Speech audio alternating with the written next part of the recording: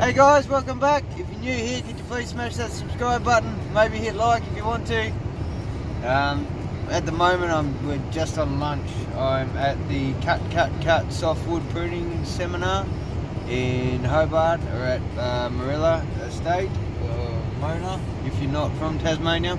We're just going over all different sorts of pruning techniques, and we've learned, or I personally have learned a hell of a lot in relation to pruning choices and techniques. What to do and what not to do. I'm quite an experienced pruner. I've been doing it for a long time, almost 20 years, and yeah, my whole style of pruning has been incorrect.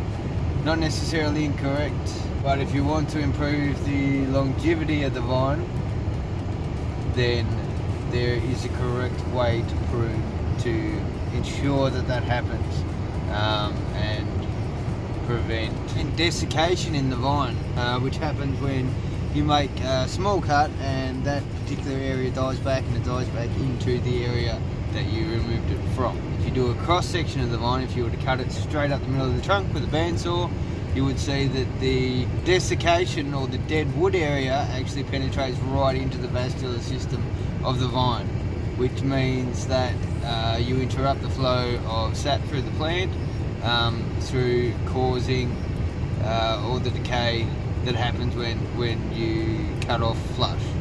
So although it looks nice and neat and tidy on the outside, if you have a crown area and you want to keep that established, and you keep cutting away any material that's in that crown flush to the crown, then you create that desiccation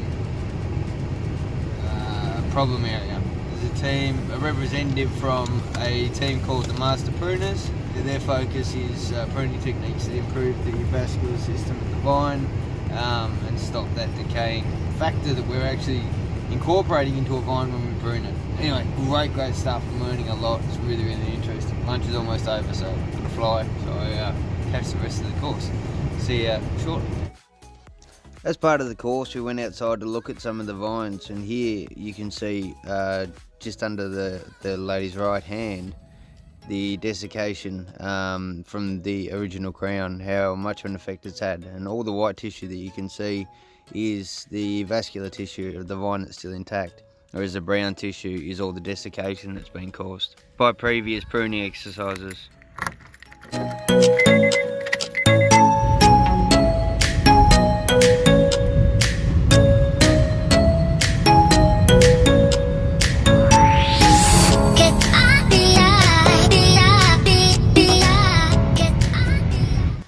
You can see on these Riesling vines that desiccation's already started in a few spots.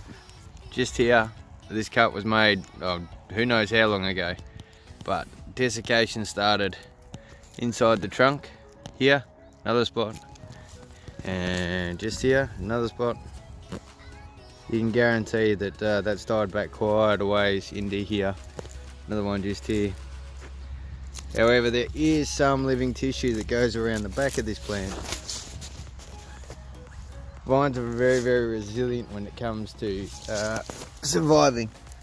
So the conductive tissue stayed intact all the way along the back of this vine, up into here, into this area as well. So what we'll do is we'll leave some life here, spur this one, use this one for our replacement cane because the sap flows okay up to there.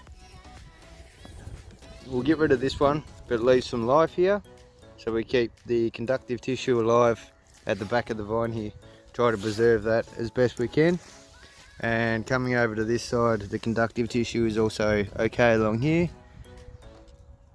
However, there is going to be desiccation just here, here.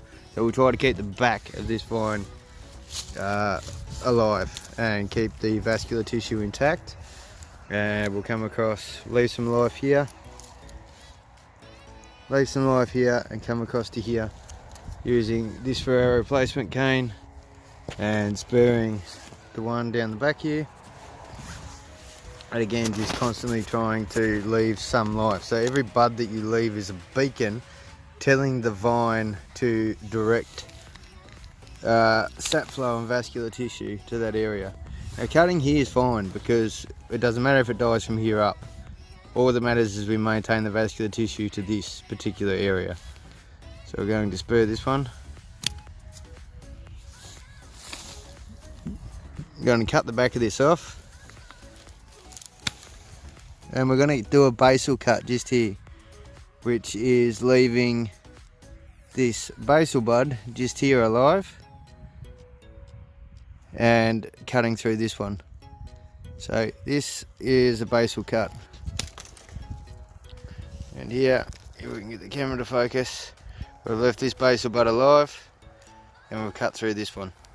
So that maintains the vascular flow to this area, keeping this whole lug alive. And again, shouldn't matter if it dies from there up, we've left a bit of tissue there.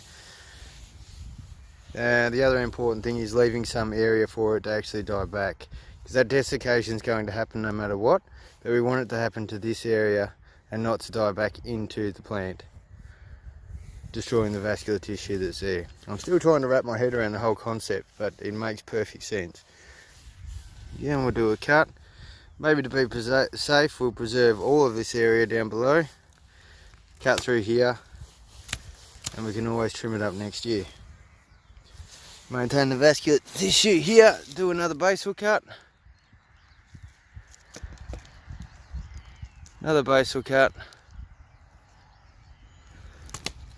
Leaving the basal bud alive in here to preserve the vascular tissue running along the bottom. There's also some buds here that are functioning. We'll leave those buds active also.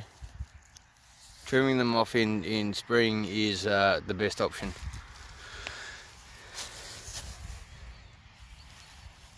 Another basal cut to this one.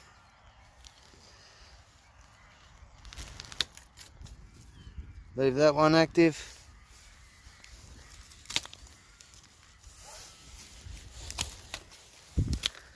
So now hopefully we've preserved the vascular flow from the bottom of the trunk all the way up around the back. Intact. Bit of life down the bottom there, bit of life at the top here. Keeping this intact, coming up and all feeding into this cane and to this spur. That's a pretty long spur. I prefer not to keep that one, but choices have become a little bit more limited when you're trying to prune and keep the vine intact. And the buds.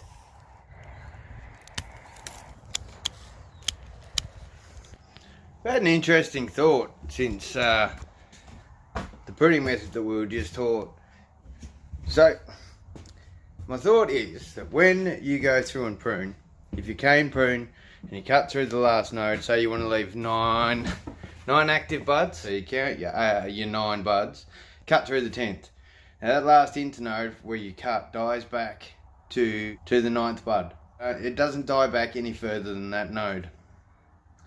Now my thought is it's the same principle when it comes to desiccation. So if you cut through one of the nodes and leave that, it won't die back into the original bud development area coming from the crown. It'll only die back to the node that you leave active, and then you can come through and trim that last node the following year once it's dead material, and you're not going to create any desiccation in the crown. It's not going to die back any further. You're only trimming off the dead wood that was already there.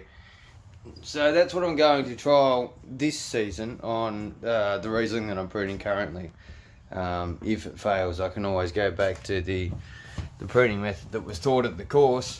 But basically I'll leave some life in the crown and remove that in spring, and hopefully it'll stop any further dieback into the crown area where it creates that desiccation, because I think the desiccation is actually coming from instead of dying back to the node, it's dying back all the way to where the bud originally developed from, since the fully developed vine is only a bigger version of the original cutting that was planted. So if you have a look at the nodules where the buds currently grow from on a vine, or where the suckers come from, those are in fact the original bud areas that were on the cutting that you planted. And it's the same principle, I think, with retrunking. So if you class those nodules where the suckers come from as actual buds, then if you were to cut through one of those nodules, it'll die back all the way to the next nodule down. Where a lot of the time when you're retrunking, you'll try to make that face look clean, and you'll cut through the nodule that your cane is coming from, or that your new trunk is coming from. What happens is that will die down back to the next nodule down.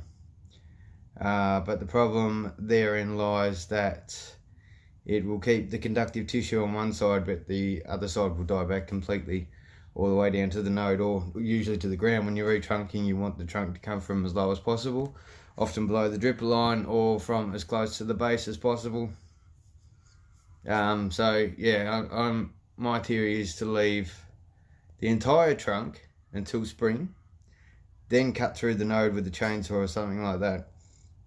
So you go through and retrunk, trim up the old crown so that it's no longer attached, and you can still pull out all your material that's up in the wires. Then go through with the chainsaw and cut off any of the old trunks that are left in spring. And as long as you cut them through one of the nodules and there's sap flow through, it should stop that desiccation from happening. And it'll also lessen the chance of any trunk disease like your typer getting in, because the sap is pushing outwards, and it's less likely that any your typhus spores will get into the trunk. It's difficult to distinguish between your typer or any other sort of dieback disease. It's difficult to distinguish between that and desiccation. But the desiccation is certainly an issue across most Tasmanian vineyards. It's starting to pop up now because it takes so long to develop. Years and years and years of cutting off those nodes means that there is a lot of desiccation happening in the crown and completely cutting off any vascular tissue from travelling up to those parts. As the desiccation gets bigger every year, and it gets added to, so you'll get a small cluster of desiccation cones from all those small nodules that you'll get, and occasionally you'll get one from retrunking or taking off a rather large chunk of vine with those electric secateurs cuts or saw cuts or even lopper cuts.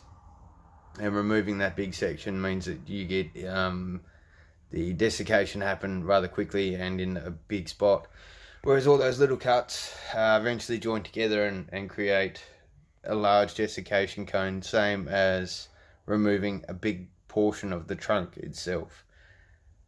So to avoid that, you leave some life instead, and the desiccation will only die back as far as the node that you leave. So it'll die back just the same as at the end came, but in the crown instead. And instead of dying back all the way into the trunk, it'll just die back to the node, and we should be fine, hopefully, in theory. Only time will tell whether or not that was correct or a smart choice, but I believe that leaving the bigger cuts to spring is definitely going to help because of the sap flow issue. And I know from experience seeing vines that have been cut off or retrunked in spring, so pruned in winter and the old trunk left till spring, and then go through with the chainsaw and cut off all the old trunks. And it was a large scale retrunking that we did at a particular vineyard, and it seems to me that little to no desiccation damage has been done. It's only died back sort of that node, and certainly leaving about 15 centimetres worth of old trunk means that only that section will die and it won't desiccate back into the vine, and doing it in spring will lessen the chance of a trunk disease. You can also go through and add any of your protectants or sealants or any sort of protection that you've got to fend off against trunk diseases. Yeah, so it's definitely a good idea to be really, really mindful of that sap flow and to leave those buds as beacons so that the sap and the vascular tissue knows where to develop and to keep travelling. And you want to keep a constant flow between your fruit production area and the base of the vine. So from the root system all the way up to your fruit production area, you want to keep that vascular tissue always in one pass, and that way you're allowing it to thicken, and you want to minimise at the very least or completely eradicate the desiccation factor from happening. This is done by cutting those nodes off short and protecting it that way. I hope you guys were able to wrap your heads around this. It's definitely a difficult topic. I mean, the comprehension side of it's fine, but putting it into practice is quite difficult when you really break it down and think about every decision that you make, and also where the existing desiccation is. If you have an established vineyard and you're trying to improve the vascular system or the vascular flow through the plant, anticipating where the desiccation's already occurred and trying to bypass that, once you get in and actually start pruning, it's quite mind-bending. And me personally, I've had 18 years of pruning the same way, and to completely change my habits, I'm finding it quite difficult. It certainly slowed me down. I'm sure it's the same with any job. After time it'll improve and I'll become quicker and faster at it. Yeah, but only time will tell. Anyway, hope you guys have enjoyed this video and found it insightful. If you haven't yet, please smash that subscribe button. Maybe leave a like if you feel like it. And I look forward to seeing you guys on the next one.